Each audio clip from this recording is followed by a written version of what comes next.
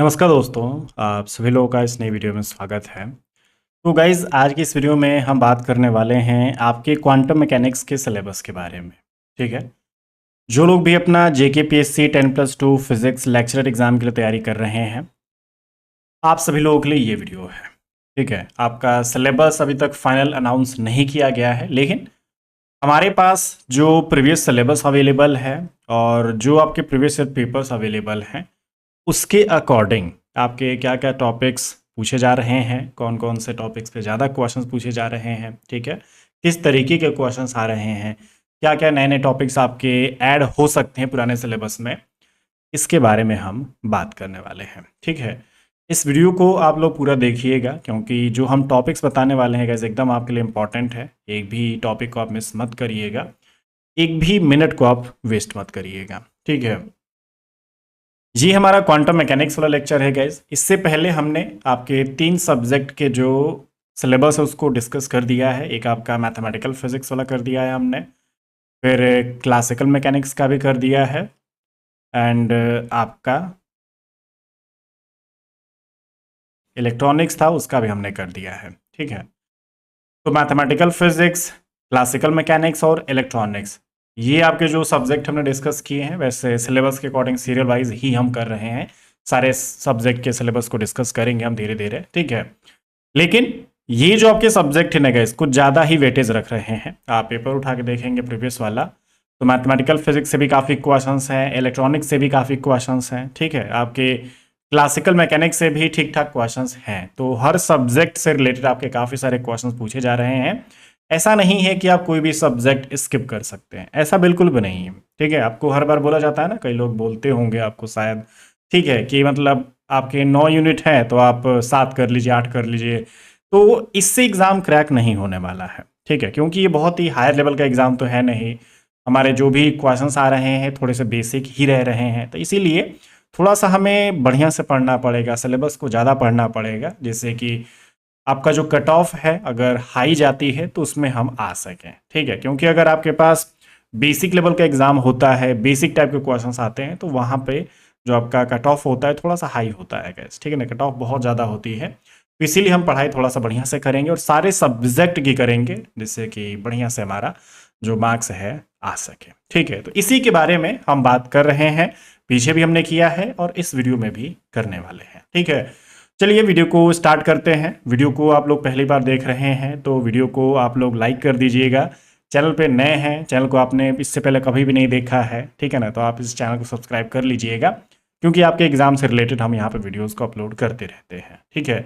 जैसे कि आपका CSI नेट फिजिक्स हो गया, गेट फिजिक्स हो गया, JKPSC 10+2 फिजिक्स लेक्चरर हो गया, IIT JEM फिजिक्स हो गया, CVT PG फिजिक्स हो गया, आपका जो स्टेट एलिजिबिलिटी टेस्ट हो गया, इन सभी एग्जाम से रिलेटेड हम यहाँ पे इस चैनल पे वीडियोस को अपलोड करते रहते हैं, ठीक है? आपके लिए अलग से प्लेलिस्ट भी हमने बना रखी है, तो आप अपने एग्जाम के अकॉर्डिंग अपने यहाँ से प्रिपरेशन कर सकते हैं। और अगर आप हमारे कोर्सेज को ज्वाइन करना चाहते हैं तो हमारा जो एप्लीकेशन है राज फिजिक्स ट्यूटोरियल्स, आप वहाँ पे जाके कोर्सेज ज्वाइन कर सकते हैं, प्रिपरेशन कर सकते हैं, ठीक है? प्ले स्टोर पर मिल जाएगा या फिर आपको लिंक डिस्क्रिप्शन में मिल जाएगी, पिन कमेंट में भी मिल जाएगी, वहाँ से भी आप जाके क्लिक करके डाउनलोड कर सकते हैं और हमारे कोर्सेज को ज्वाइन कर सकते हैं, ठीक है? चलिए अपनी वीडियो को स्टार्ट करते हैं। आपका जो क्वांटम मैकेनिक्स का पार्ट है, इसका जो सिलेबस है इसको हम बढ़िया से डिस्कस करते हैं, ठीक है? सबसे पहले गाइज, आपका एग्जाम के सिलेबस पे जाने से पहले कुछ आपकी जो बेसिक चीज़ें हैं, थोड़ा सा उसके बारे में हम बात करेंगे, जो कि सबसे पहले आपको पढ़ लेनी चाहिए, ठीक है?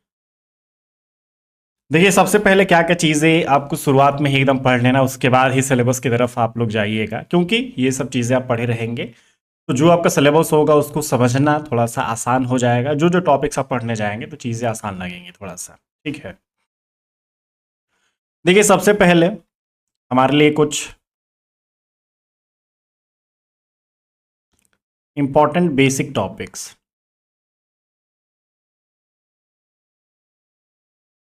ये आप बेसिक बोल सकते हैं या फिर चाहें तो ना भी बोले कोई दिक्कत नहीं है, क्योंकि बेसिक या फिर इम्पोर्टेंट ये सारी चीज़ें हैं, ठीक है? देखिए, अगर हम सबसे पहले बात करें, हमारे पास ऑपरेटर्स, ठीक है? जो क्वांटम मैकेनिक्स में यूज़ होते हैं, ये वाले ऑपरेटर्स हमें आने चाहिए, ठीक है। क्योंकि अगर आप ऑपरेटर्स जानेंगे तो आपके कई सारे टॉपिक्स हो सकते हैं, आपका यूज़ होगा। जैसे कि श्रोडिंगर वेव इक्वेशन की बात कर रहे हैं हम, कम्यूटेशन में हम बात कर रहे हैं, आपका एनर्जी ऑपरेटर, मोमेंटम ऑपरेटर, ठीक है। ऐसी काफ़ी सारी चीज़ें हैं जहाँ पे थोड़ा सा हमारे पास ऑपरेटर्स की ज़रूरत पड़ती है, ठीक है। तो जो भी आपके ऑपरेटर्स हैं सबको छोड़ना नहीं है, सबको बढ़िया से करना है, ठीक है। लेकिन ये शुरुआत में ही आपको कर लेना है, जिससे कि हम क्वांटम मैकेनिक्स में जाएंगे तो आसान रहेगा, ठीक है। नेक्स्ट हमारा टॉपिक है गाइस श्रोडिंगर वेव इक्वेशन।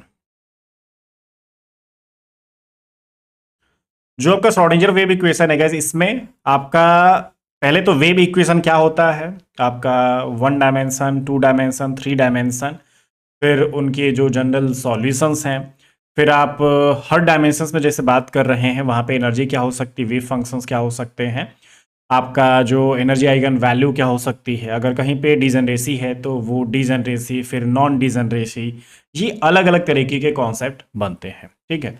तो इसमें काफ़ी सारी चीज़ें हैं, इसको आप हल्के में मत लीजिएगा, आपके सिलेबस में एकदम मेंशन्ड है। तो पूरा हमें बढ़िया से करना है, सारे जो इसके रिलेशंस हैं और एप्लीकेशंस हैं, ठीक है। उसके बाद अगर हम यहाँ पे बात करें, एक आपका हाइजेनबर्ग अनसर्टेनिटी प्रिंसिपल होता है गाइस। आपका हाइजेनबर्ग अनसर्टेनिटी प्रिंसिपल, कई सारे इसके एप्लीकेशंस होते हैं। वैसे तो नॉर्मली हम मोमेंटम और जो आपका पोजीशन है उसके बारे में बात करते हैं, लेकिन आपके पास एनर्जी और टाइम के साथ भी होता है, फिर एंगुलर मोमेंटम और आपका जो एंगल होता है, डिस्प्लेसमेंट होता है, उसके साथ भी वहां पे होता है, ठीक है। तो हाइजेनबर्ग अनसर्टेनिटी प्रिंसिपल, जो इसका एग्जैक्ट स्टेटमेंट होता है, जो इसका प्रिंसिपल होता है, इसके भी काफ़ी सारे एप्लीकेशंस हैं गाइस, ठीक है। अगर हम बात करें हाइजेनबर्ग अनसर्टेनिटी प्रिंसिपल को यूज़ करके कई सारे हम रिलेशंस निकाल सकते हैं। तो ये थोड़ा सा पहले से ही आप कर लेंगे तो आपके लिए बढ़िया रहेगा, ये बेसिक में ही आता है, ठीक है। उसके बाद हमारे पास कुछ और भी चीज़ें हैं। डी ब्रॉगली, जो आपका डी ब्रॉगली हाइपोथेसिस है, आप इसको भी करिए, ठीक है ना। आपने कई बार देखा है क्वेश्चंस डी ब्रॉगली हाइपोथेसिस में, जैसे डी ब्रॉगली वेवलेंथ हो गया, आपके पास मोमेंटम हो गया, एनर्जी हो गया, काइनेटिक एनर्जी हो गया, आपका नॉन रिलेटिविस्टिक फॉर्म में, फिर रिलेटिविस्टिक फॉर्म में, कई सारे इसके एप्लीकेशंस होते हैं, ठीक है। तो ये एक तरीके से इंपॉर्टेंट है और एकदम आपका बेसिक है, ठीक है। इसको आप छोड़ नहीं सकते हैं, ये आप सबसे पहले कर लीजिए, उसके बाद ही सिलेबस की तरफ बढ़िएगा, जिससे कि थोड़ा सा आपको ठीक ठाक सा लगेगा। और एक चीज ये भी याद रखिएगा, इस हमारे पास ना जो क्वांटम मैकेनिक्स है, इसमें जो वेव मैकेनिक्स है, ठीक है, इसका जो पूरा का पूरा रिव्यू होता है, जो भी उसका बेसिक स्टेटमेंट होता है, काफी सारे वहां पे स्टेटमेंट होते हैं, एक एक लाइन के क्वेश्चंस वहां पे बनते हैं, वो सब चीजें आप पहले पढ़ लीजिएगा, क्योंकि वो टॉपिक आपका जो रिव्यू ऑफ वेव मैकेनिक्स है हमारे सिलेबस में सबसे पहले ही मेंशन किया गया है, जैसा कि आपने देखा है, ठीक है। तो ये सब चीजें हैं, पहले आप कर लेंगे तो बढ़िया रहेगा। और चलिए थोड़ा सा आप डिटेल में बात कर लेते हैं, क्योंकि ये तो हम करने ही वाले हैं, लेकिन ये मैं इसलिए बता रहा हूँ जैसे कि आप पहले कर लेंगे तो थोड़ा सा आपको लगेगा कि हम कुछ पढ़ के अपने सिलेबस की तरफ जा रहे हैं, ठीक है। देखिए क्या क्या चीजें हमें करनी है, क्या क्या सिलेबस है आपका, ठीक है, और इसमें क्या क्या पूछा जा सकता है। सिलेबस आपका इतना ज्यादा मेंशन है, मान लीजिए इतने सारे टॉपिक्स यहाँ पे दिए गए हैं, लेकिन हर टॉपिक को आपको ज्यादा डिटेल में जाने की जरूरत नहीं है, ठीक है। क्योंकि कुछ ऐसे टॉपिक्स हैं जैसे कि जो एडवांस लेवल के हैं,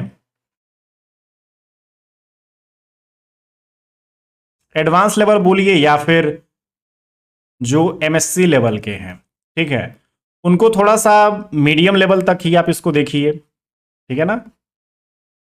ऐसा नहीं कि ज्यादा एडवांस लेवल, बहुत ही हार्ड लेवल तक आपको नहीं देखना है, आपको सीएसआर नेट वाला लेवल नहीं देखना है। जो आपके बेसिक क्वेश्चंस बन सकते हैं, जो बेसिक फॉर्मूलाज बन सकते हैं, सिंपल जो डायरेक्ट फॉर्मूलाज हैं वो आप देखेंगे तो आपके जो छोटे छोटे क्वेश्चंस हैं यहां से सॉल्व हो जाएंगे, ठीक है। तो इसीलिए ध्यान रखना है, सिलेबस में बहुत सारी चीजें हैं, तो हर एक चीज को आप एडवांस लेवल तक नहीं देख सकते हैं। कुछ चीजें हमें मीडियम लेवल तक भी देखनी है, कुछ चीजें हमें बेसिक लेवल तक की भी देखनी है, ठीक है ना। और कुछ ऐसे टॉपिक्स हैं जो ठीक ठाक एडवांस लेवल तक देखने हैं, ज्यादा उसमें आगे तक नहीं जाना है, ठीक है। तो सबसे पहले देखिए, जैसा कि मैंने आपको बोला था, हमारा जो वेव मैकेनिक्स है इसका जो रिव्यू है, मतलब कि वेव मैकेनिक्स के बारे में बहुत सारी चीजें आपको इसमें सीखने को मिलेंगी, बहुत ज्यादा। ये मतलब एक तरह से स्टेटमेंट वाला पार्ट है, थियोरी वाला पार्ट है, तो जब आप इसको पढ़ेंगे ना गाइस, तो बहुत सारे छोटे छोटे क्वेश्चंस यहां से आपको सीखने को मिलेंगे। तो इसीलिए वेव मैकेनिक्स का जो रिव्यू है इसके बारे में जानना बहुत जरूरी है। यहां से भी एक एक लाइन के क्वेश्चंस बन सकते हैं, ठीक है। अगर हम बात करें गाइस यहाँ पे डी ब्रोगली वेव्स, मतलब वही है डी ब्रोगली आपका जो हाइपोथेसिस है, डी ब्रोगली वेवलेंथ है। इसमें जो भी आपके एप्लीकेशंस होते हैं, नॉन रिलेटिविस्टिक, रिलेटिविस्टिक, जो भी उसमें फॉर्मूलाज होते हैं, सब कुछ आपको याद होना चाहिए। आपके पास जो डी ब्रोगली वेवलेंथ होता है ना गाइस, उसमें इलेक्ट्रॉन के लिए, आपका प्रोटॉन के लिए, न्यूट्रॉन के लिए अलग अलग तरीके के भी एप्लीकेशंस वहां पे बनते हैं। तो वो सब भी आप लोग ध्यान रखिए, यहां से बन सकते हैं, ठीक है। नेक्स्ट है गाइस हमारे पास वेव पार्टिकल डुअलिटी। तो हमारे पास जो वेव पार्टिकल का जो डुअल नेचर होता है, थोड़ा सा उसके स्टेटमेंट के बारे में हमें पढ़ना पड़ेगा। हमारे पास जो भी वहां पर रिलेशंस होते हैं, एनर्जी का जो रिलेशंस हो सकता है, ठीक है ना, वो सब भी आप लोग ध्यान रखिएगा, हमारे लिए इंपॉर्टेंट है। नेक्स्ट है गाइस हमारे पास हाइजेनबर्ग का अनसर्टेनिटी प्रिंसिपल। तो ये मैंने बोला ना आपको, जो आपका अनसर्टेनिटी प्रिंसिपल होता है, इसमें बेसिक एक रूल होता है आपका, फिर एक एग्जैक्ट स्टेटमेंट भी होता है, फिर आपका प्रिंसिपल भी होता है, ठीक है। लेकिन इसमें एप्लीकेशंस भी हैं। आपके 3 टाइप के हाइजेनबर्ग अनसर्टेनिटी प्रिंसिपल यहाँ पे बनते हैं, उसके 3 फॉर्मूलाज बनते हैं, ठीक है। हमारे पास जो हाइजेनबर्ग का अनसर्टेनिटी प्रिंसिपल होता है, ये न्यूक्लियर पार्टिकल फिजिक्स में भी यूज किया जा सकता है, बोहर रेडियस में भी यूज किया जा सकता है। तो याद रखिएगा, अनसर्टेनिटी प्रिंसिपल के एप्लीकेशंस आपको उस लेवल तक देखने पड़ेंगे, ठीक है। हमारे पास जो अपना मोमेंटम वाला, पोजीशन वाला, जो आपका पोजीशन है वहां पे डेल एक्स जो हम लिखते हैं, मान लीजिए एक एग्जांपल देखते हैं कैसे। यहाँ पे ये आपका होता है ना, मान लीजिए ये आप हाइजेनबर्ग अनसर्टेनिटी प्रिंसिपल देख रहे हैं। तो बहुत बार ऐसी सिचुएशन आती है, हमारा जो डेल एक्स है इसको हम आर लिख सकते हैं, मान लीजिए, ठीक है। ये जो डेल एक्स है, ये मान के चलिए आपका बोहर रेडियस आप यूज कर सकते हैं, या फिर कोई भी एटम उसका रेडियस आप लिख सकते हैं, ठीक है ना। तो इस तरीके से भी क्वेश्चंस यहाँ पे हैं। आपका जो मोमेंटम है, ये एक तरीके से जो रेडियस है या फिर जो बोहर रेडियस है उसके इनवर्सली प्रोपोर्शनल होता है। तो कई जगह पे ये यूज होता रहता है, हमारे न्यूक्लियर फिजिक्स में इसका यूज है गाइस, ठीक है। तो याद रखना है, अनसर्टेनिटी प्रिंसिपल ठीक ठाक सा एक टॉपिक है, यूजफुल टॉपिक है। नेक्स्ट अगर हम बात करेंगे हमारे पास वेव पैकेट्स क्या होते हैं, फिर वेव पैकेट्स का जो भी सुपरपोजिशन प्रिंसिपल वहां पे अप्लाई किया जाता है, तो उनमें क्या क्या चेंजेस हो सकते हैं, क्या क्या नए नए फॉर्मूलाज वहां पे बन सकते हैं। थोड़ा सा हमारे पास जो इसका बेसिक थ्योरी है, जो इसके बेसिक फॉर्मूलाज हैं, हमें याद रखने पड़ेंगे। यहां से क्वेश्चंस के साथ प्रैक्टिस करनी पड़ेगी, तभी हमारे लिए बढ़िया रहेगा, क्योंकि छोटे छोटे क्वेश्चन यहां से बनेंगे, ठीक है। नेक्स्ट है हमारे पास जो श्रोडिंगर वेव इक्वेशन है, मैंने आपको बोला कि श्रोडिंगर वेव इक्वेशन हम नहीं छोड़ सकते हैं। श्रोडिंगर वेव इक्वेशन जैसे आपका है टाइप हो गया इसका, फिर 1 डायमेंशन, 2 डायमेंशन, 3 डायमेंशन, फिर उन सब के भी अलग अलग एप्लीकेशंस होते हैं। पोटेंशियल वेल में आप एप्लीकेशन लेके जा सकते हैं, ठीक है। तो कई सारे आपके अलग अलग यहाँ पे एप्लीकेशंस होते हैं श्रोडिंगर वेव इक्वेशंस के, आपको याद रखने पड़ेंगे गाइस, ठीक है। फिर हमारे पास जो श्रोडिंगर वेव इक्वेशन है, आप देख सकते हैं यहाँ पे हाइड्रोजन एटम एक तरीके से आप बात कर सकते हैं गाइस, ठीक है। हमारे पास हाइड्रोजन एटम के लिए भी अपना जो श्रोडिंगर वेव इक्वेशन होता है सॉल्व किया जा सकता है, वहां पे भी उसका वेव इक्वेशन बनता है, डिफरेंशियल इक्वेशन बनता है, ठीक है।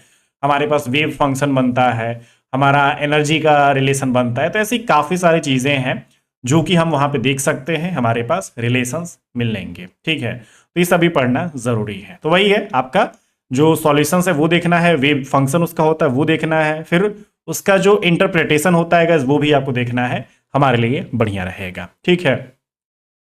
फिर इधर हमने जो वेव पैकेट देखा है वही जो उसका एप्लीकेशन बात कर रहे थे, सुपरपोजिशन प्रिंसिपल बात कर रहे थे। तो वैसे ही हमारे पास जो वेव पैकेट होते हैं उनकी स्पीड क्या हो सकती है, इसमें कई सारे एप्लीकेशन वो भी हो जाते हैं, जैसे कि आपका जो ग्रुप वेलोसिटी होता है, ग्रुप स्पीड होता है, फेज स्पीड होता है, ऐसे भी काफी सारे रिलेशन हमारे वेव पैकेट से होके आते हैं। तो उनका भी बीच में जो एक तरह से रिलेशन होता है, उनके एप्लीकेशंस होते हैं, हम अलग अलग फॉर्मूलाज वहां पे देख सकते हैं, ठीक है। ये भी डायरेक्टली आपके एग्जाम में आता है गाइस। नेक्स्ट है गाइस हमारे pass on phase theorem. On phase theorem के जो दोनों फॉर्मूलाज हैं, उनका एकदम फॉर्मूला आपको डिट्टो याद होना चाहिए, डायरेक्ट फॉर्मूला भी आपके एग्जाम में आ जाएगा गाइस, ठीक है। नेक्स्ट अगर हम बात करें mathematical properties of linear vector space, ठीक है। तो हमारे क्वांटम मैकेनिक्स में जो वेक्टर स्पेस होता है वो भी पढ़ने को मिलता है। तो ये भी आपके क्वांटम मैकेनिक्स के ही अंतर्गत आता है, थोड़ा सा एक मैथमेटिकल फिजिक्स का ही एक पार्ट होता है गैस, ठीक है। तो मैथमेटिकल फिजिक्स में अगर चाहें तो आप इसको पढ़ सकते हैं, या फिर क्वांटम मैकेनिक्स में आते हैं तब भी आप पढ़ सकते हैं, क्योंकि कुछ ऑपरेटर्स के साथ, कुछ आपके एप्लीकेशंस के साथ इसका यूज भी होता रहता है गाइस, ठीक है। तो वही है जो आपके मैथमेटिकल प्रॉपर्टीज है अपने लीनियर वेक्टर स्पेस के, फिर लीनियर ऑपरेटर के, तो इस तरीके के हमें चीज़ों को देखना पड़ेगा। फिर काफ़ी सारे ऑपरेटर्स हैं गैस यहाँ पे, ठीक है ना, उनके एप्लीकेशन साथ में दिए जाते हैं। फिर आपके पास जो ऑपरेटर है उसका जो एडजॉइंट होता है वो आपका क्या हो सकता है, ठीक है। ये डायरेक्ट भी आता है गैस, आप देखेंगे पेपर में डायरेक्ट आ चुका है ये क्वेश्चन, ठीक है। तो हल्के में हम इसको नहीं ले सकते हैं। नेक्स्ट अगर हम बात करें गैस यहाँ पे हर्मिशियन ऑपरेटर आपके पास क्या होता है, फिर आपके जो भी commuting and non commuting operators हैं वो सब क्या होते हैं, इनके क्या क्या फॉर्मूलाज होते हैं, क्या क्या एप्लीकेशंस होते हैं, प्रॉपर्टीज भी हमें साथ में देखनी पड़ेगी, तब हमारे पास इनसे रिलेटेड क्वेश्चंस हो पाएंगे, ठीक है। फिर अगर हम बात करेंगे यहाँ पे eigen values and eigen vectors हमारे पास है, फिर जनरलाइज अनसर्टेनिटी प्रिंसिपल है अपने पास, ठीक है। फिर change of basis of unitary transformation है अपने पास। इसमें यही ध्यान रखना है कि हमारे पास ना कई सारे ऐसे भी रिलेशंस हैं, जैसे कि आपका मान लीजिए मैं एक मैट्रिक्स में जैसे आइगन वैल्यू निकालने सिखाता हूं, ठीक है, तो हमारे ऑपरेटर्स के साथ भी ऐसा हो सकता है। हमारे पास जब पर्टर्बेशन में जाते हैं तो वहां पे भी एक मैट्रिक्स दी जा सकती है, आइगन वैल्यू निकालने को दिया जा सकता है, आइगन वेक्टर्स भी वहां से निकाले जा सकते हैं। तो इसीलिए पहले से ही हमारे पास जो भी ऑपरेटर्स हैं, जो भी बेसिक अपना जो मैथमेटिकल रिप्रेजेंटेशन होता है, मैथमेटिकल जो अपना प्रोसेस होता है आइगन वैल्यू और आइगन वेक्टर वाला, वो सब हम देख लेंगे तो बढ़िया रहेगा, ठीक है। हमारा जो वही मैंने अनसर्टेनिटी प्रिंसिपल में ही बोल दिया कि आपका जो एग्जैक्ट है वो भी आपको याद रखना है, फिर जनरलाइज वाला जो है वो भी आपको याद रखना है, काम हो जाएगा, ठीक है। फिर आपका जो यूनिटरी ट्रांसफॉर्मेशन है गैस वहां पे, उसमें जो उसका बेसिस का चेंज होता है ना गैस, वो कैसे किया जा सकता है, ये भी आपके एग्जाम में आ सकता है, ठीक है। ये सब हम ऑपरेटर्स की ही बात करेंगे, जब आप ऑपरेटर्स का सेक्शन खोलेंगे अपने बुक में तो ये सब चीजें आपको वहीं पे देखने को मिल जाएंगी। फिर हमारे पास कुछ रिप्रेजेंटेशन भी होते हैं, श्रोडिंगर वाला रिप्रेजेंटेशन है और आपका हाइजेनबर्ग का रिप्रेजेंटेशन है गैस। ये सब थोड़े से डिफिकल्ट वाले कैटेगरीज में आप इनको रख सकते हैं, ये उतने भी आसान नहीं है, थोड़ा सा यहाँ पे दिमाग लगाना पड़ेगा गैस, ठीक है। अगर आपको रिक्वायरमेंट होगी तो बता दीजिएगा, हम इन पे वीडियोस अपलोड करेंगे गैस, ठीक है। आपके कुछ जो डिफिकल्ट वाले टॉपिक हैं इन पे भी हम वीडियोस यहाँ पे लेके आएंगे, चैनल को सब्सक्राइब करके रख लीजिए, आपको यहाँ पे वीडियोस मिल जाएंगे, एकदम डिटेल में इनका थ्योरी हम एक्सप्लेन करेंगे आपके साथ, ठीक है। फिर हमारे पास Heisenberg equation of motion, particle in electromagnetic field, ये भी जो आपके रिलेशंस हैं हमारे एग्जाम्स में आएंगे गैस, ठीक है। आपका लॉरेंज फोर्स क्या हो जाता है, हमारा जो commutation relation of angular momentum अपने पास होता है, तो वही है जैसा कि मैंने आपको बोला ना कि कम्यूटिंग और जो नॉन कम्यूटिंग जो आपके ऑपरेटर्स हैं, तो उन्हीं के एप्लीकेशन में ही ये सारी चीजें आ जाती हैं गैस। आप जब अपना कम्यूटेशन पढ़ने जाएंगे तो उसके काफी सारे एप्लीकेशन है, काफी सारे ऑपरेटर्स के साथ उसका किया जाता है, तो इसीलिए आपको एंगुलर मोमेंटम के साथ देख लेना है, आपका लीनियर एंगुलर मोमेंटम के साथ देख लेना है, फिर आपका ऑर्बिटल एंगुलर मोमेंटम के साथ देख लेना है, ऐसे काफी सारे रिलेशंस यहाँ पे बन जाते हैं, ठीक है। फिर जो भी इसके ऑपरेटर्स हैं, आप ऑपरेटर्स जैसे हम पहले से भी देखते आ रहे हैं, ऑपरेटर्स हमें करने ही है कैसे भी करके।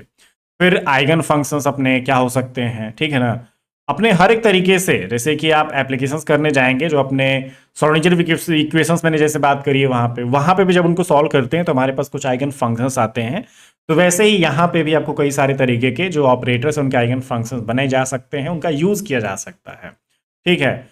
हमारे पास जो लैडर ऑपरेटर होता है गैस, ये भी ऑपरेटर की ही कैटेगरी में होता है।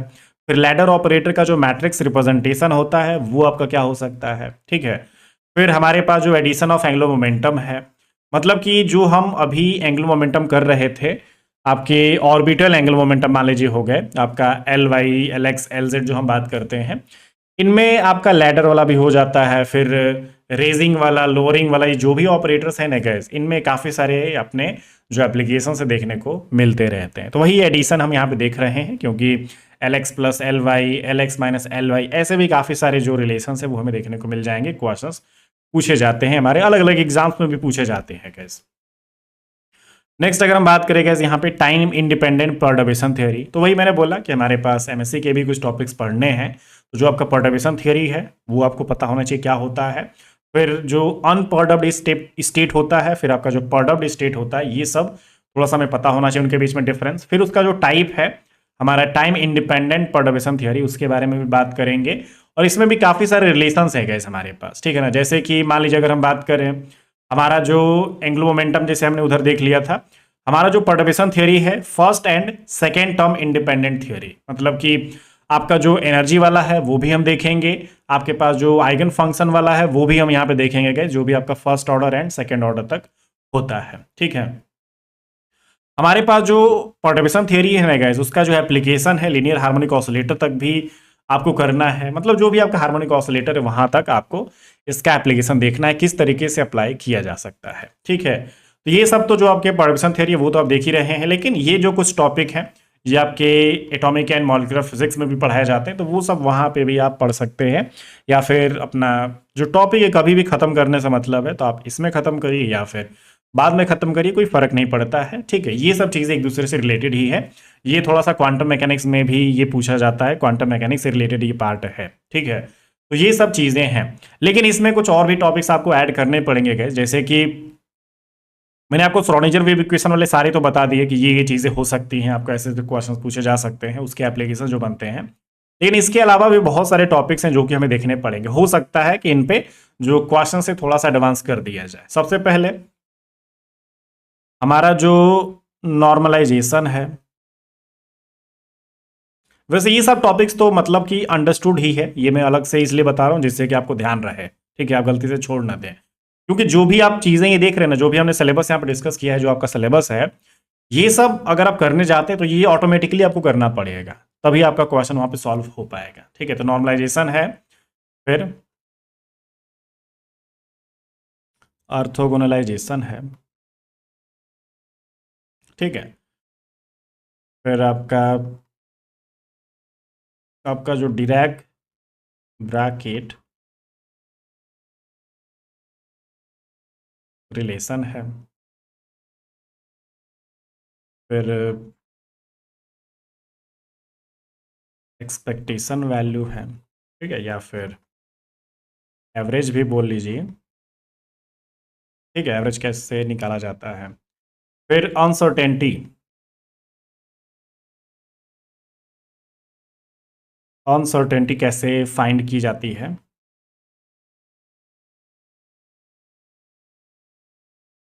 ठीक है, डेल पी या फिर डेल एक्स कैलकुलेट करने का फॉर्मूला क्या है, ये भी पूछा जा सकता है, हमसे पूछा ही जाएगा वैसे तो।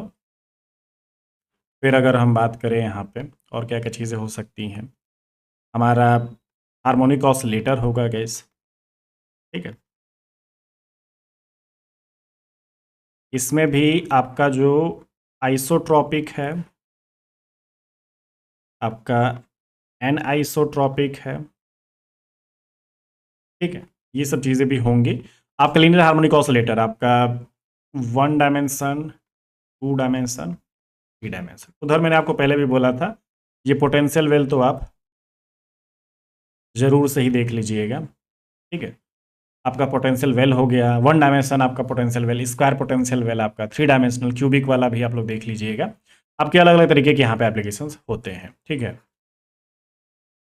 फिर पोटेंशियल स्टेप बैरियर, ये भी आप देख लीजिएगा। ठीक है, तो इसमें भी मतलब जो ठीक ठाक से कॉन्सेप्ट यहाँ पर बन रहे हैं, बेसिक वाली जो चीज़ें बन रही हैं वो हम देखेंगे। वैसे इसमें ज़्यादा डिटेल में, ज़्यादा जो कठिन वाली चीज़ें उसमें हम बात नहीं करेंगे। ठीक है ना, याद रखिएगा वो सब नहीं आने वाला आपके पेपर में। ठीक है, तो जो ठीक ठाक सा है सिलेबस एकदम जिस पे क्वेश्चन पूछ रहा है उसी के बारे में हम यहाँ पे बात करेंगे, तो हमारे लिए बढ़िया रहेगा। ठीक है, और आपका जो भी यहाँ पे जो रिलेशंस है गाइस, ठीक है ना, जो आपका स्फेरिकल हार्मोनिक्स है ये भी आप ऐड कर लीजिए इसमें।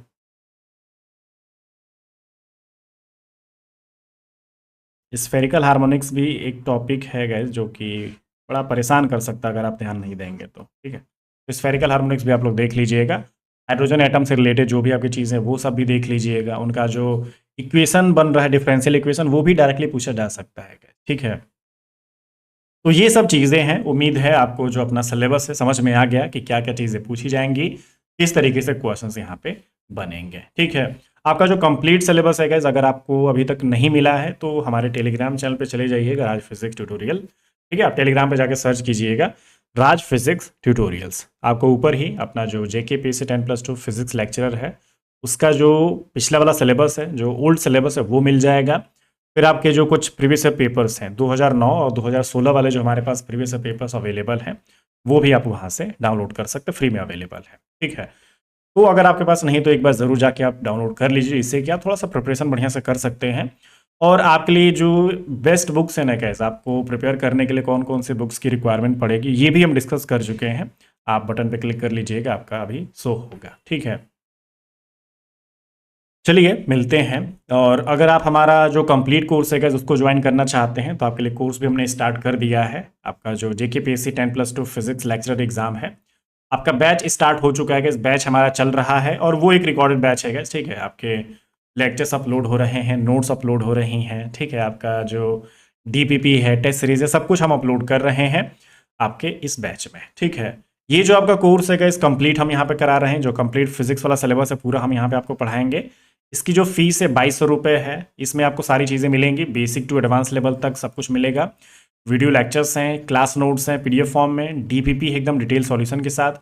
आपको टेस्ट सीरीज मिलेगा, यूनिट वाला भी मिलेगा और फुल लेंथ भी मिलेगा, सब कुछ यहाँ पे मिलेगा। जो भी आपका प्रीवियस पेपर्स है उसके अकॉर्डिंग ही हम यहाँ पे बात कर रहे हैं। जो पूरा कंटेंट है प्रीवियस पेपर्स पे ही बेस्ड है, ठीक है।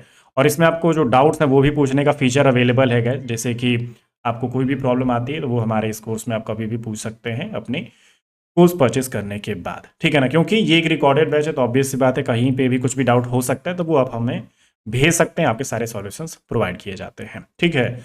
अगर आप डाउनलोड करना चाहते हैं गाइस तो हमारा जो एप्लीकेशन है उसको डाउनलोड कर लीजिए, राज फिजिक्स ट्यूटोरियल्स। वहाँ पर जाके आप इसको उसको परचेज कर सकते हैं। अगर आप इसको चाहो तो इंस्टॉलमेंट में भी पे कर सकते हो गाइस, ठीक है। इसकी जो फीस है आप इसको 2 बार में पे कर सकते हो, 50% 2 बार में करके आप इसको जमा कर सकते हैं। पहला जो इंस्टॉलमेंट है आधा आप आज जमा कर देंगे, फिर दूसरा जो इंस्टॉलमेंट होगा 1 महीने के अंदर आप कभी भी जमा कर सकते हैं, या फिर 1 महीने बाद 31वें दिन भी आप ज्वाइन कर सकते हैं, ठीक है ना। उसको पे कर सकते हैं तो आपका जो कोर्स है आगे बढ़ता रहेगा जब तक कि आपका एग्जाम नहीं हो जाता है, ठीक है। तो अभी फिलहाल इसकी जो वैलिडिटी है वो आपके 6 मंथ है, लेकिन जो आपका कोर्स है 6 मंथ के अलावा मतलब जब तक एग्जाम ना हो जाए तब तक आपके पास वैलिड रहेगा, आप उसको एक्सेस कर सकते हैं, ठीक है। उम्मीद है आपको सारी चीज़ें समझ में आ गई हैं।